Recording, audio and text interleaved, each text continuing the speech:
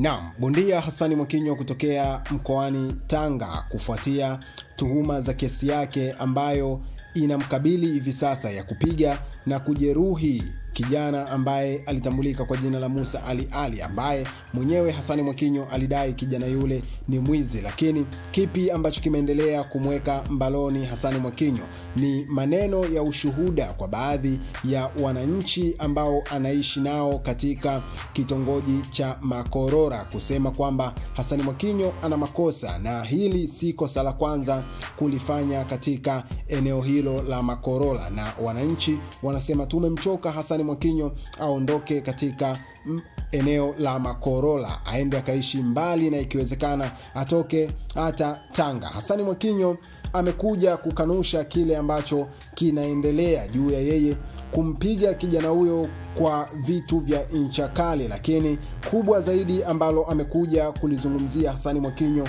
ni lile la kusemekana amemfungulia mbwa kijana yule ili muadhibu kwa kumngata ikiwezekana wamuue. Hassan Mwakinyo anasema hicho kitu si cha kweli. Ni kweli ili tukio nilifanya, lakini nilimuadhibu kama mwizi, na kutokana na mwili wake nimeuona ni wa kijana mdogo. Kitu ambacho nimekifanya ni kumuadhibu kwa viboko tu kawaida kama vijana wengine wanavyoadhibiwa.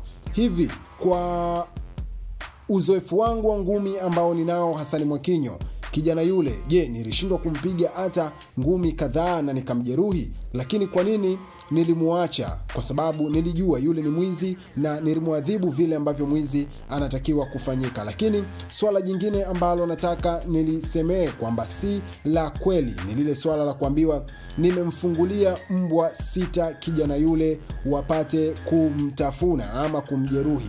Hebu tazama aina ya mbwa ambao niko nao, alafu imagine if na kufungulia mbwa 6 wa aina ile ni kuache wa kuadhibu, je, utaendelea kuwa hai? Hicho si kitu cha kweli. Ila watu ambao wamesikia kijana yule akipiga kelele za kuumia na kelele za mbwa zikiwa zinabweka, haikuwa na maana nimewafungulia mbwa wale ili wamuadhibu, hapana.